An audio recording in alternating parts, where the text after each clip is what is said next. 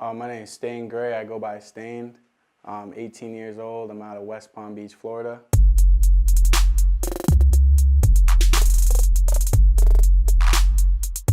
Stain Gray, I was 12 when I started making music, and everyone when they're younger, they want to make music, they want to be a rapper, and so I tried doing it, and I noticed that they got that same flow, the same dynamics. Everyone's trying to copy the wave and be the same exact thing. Everyone's like that shade of gray.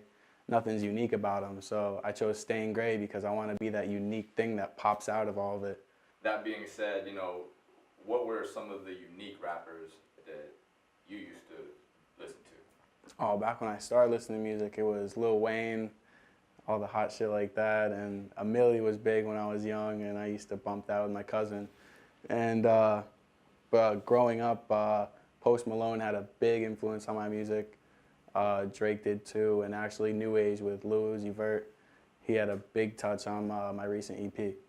Okay, all right. And so, what made you get into music originally? Getting into music, I've always loved singing around the house. I've always loved writing, and my cousin used to produce beats, and he used to play around with the keyboard, so I'd sing along whenever he plays on the keyboard, and it kind of started from there. I used to record myself actually on the webcam while he played the keyboard. I'd start singing, and I'd post some dumb stuff on YouTube, and that kind of developed into what I do today. And so at what point did you want to take it serious? Probably around 14, 15 when I touched high school, and I was actually introduced to a couple studios, and I was able to go see what all the hype is like to actually go in and see what an actual studio is like, and it was awesome. Right. So, do you remember the name of the first studio you were in? It was Sand Creek Music Mastery in upstate New York. Okay. And since you're from upstate New York, how long have you been down here? I've been down here for about a year. Okay. So, what's the biggest difference from upstate New York to down here? Biggest difference, the people. The fan base, obviously, my fan base isn't as big down here. I'm a lot bigger up north because that's where I grew with all these people listening to my music. And whenever I put something out, it's, my friends would listen and they would share their friends and all that. And coming down here, I have a few people that I make music with, but it's harder to get the music out. Right. So what steps are you taking to basically get your music out down here? I'm running through some local promotions. So I'm trying to go through some Facebook boosting. I'm trying to promote myself as an artist. I mean, I'm showing all my friends down here, and they're trying to show their connects, but I'm just trying to grow the name out a little bit bigger. And is it harder than it was up there? A lot harder. And why do you think that is, besides like it just being a new area? Like, is it different down here? Not with the area. The area is great. There's tons of studios, and there's things that can definitely make the music work. It's just I haven't made those connects yet, and I'm trying to. Growing up north, it's just everyone that I grew up with, so they all know me, they all know I was into music, and they all kind of follow me and like me for that. So they all supported it, and in the area I was around, they all fucked with my sound. So. Right. So compare your sound to anybody out there now. Is it completely unique, or is it similar to something? I like to say it's unique. I mean, I'm trying to get on that more wavier singing type shit, and most people are just trying to make bangers that get people going on mosh pits and stage, and I don't know, I'm trying to be different with it. I'm trying to make people bump to my music, but be on that more wavier style and touch something that other artists haven't. Right. Okay. And what originally made you move down here since you were already doing it big over there?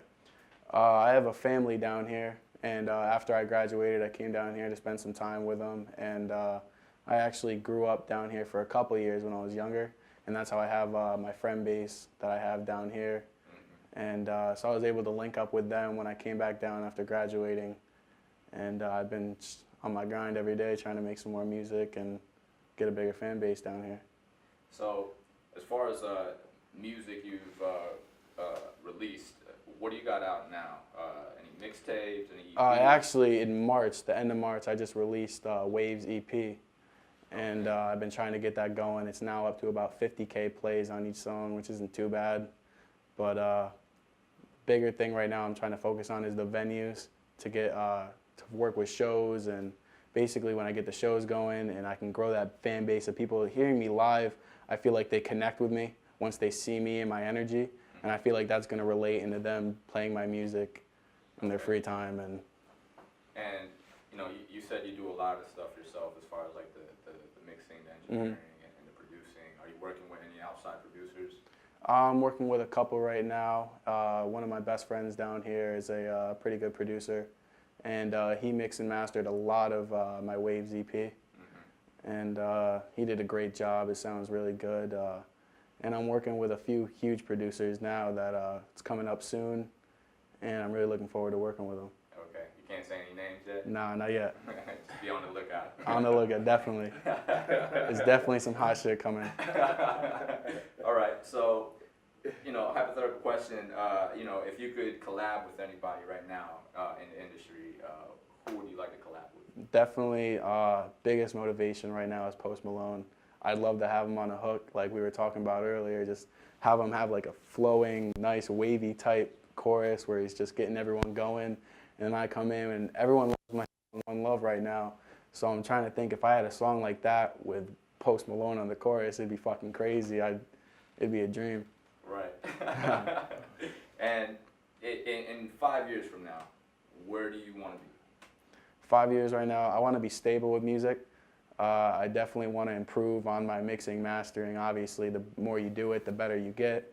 And I'm trying to improve on that. 5 years from now, I'm trying to have a better name for myself, where more people know me and more people fuck with my sound. And besides that, I'm just trying to get my name out and do whatever I can with it. Okay. And so any specific shout outs you want to give, you know, let the people know where they can find your music? Definitely. My music's located on soundcloud.com/StayingGray. You can look me up on Twitter, it's StayingGray518. On Instagram, it's just StayingGray. But I like to thank my cousin. He makes music with me, Eloquence, and he's located on SoundCloud too. I made some songs with him, and he's been a big inspiration since the beginning with me because he's kept my pride going and my confidence up in this music. Okay. And we usually ask every artist at the end of the interview if they could spit something for the audience. You got something you can spit? Yeah, I got something. All right. Staying Gray. You hop on my rock up the low on the same day. We do not play games. Monopoly money got bands like it's payday. Run up and take names. You ask for my name, but they call me the sensei. Throwing 100 grenades, going insane, knowing I'm spitting the flame. I'm new to the game, murder shit raw, all up in your main. We not the same. I come to your casa and blow out your brains. Rain, drip, drip, drip, drip. Know that I'm making it rain. It's all just a phase. Spikes on my cleats is a stomp by the lanes, huh? All right, man. I appreciate you coming. Thank you. Thank you for having me.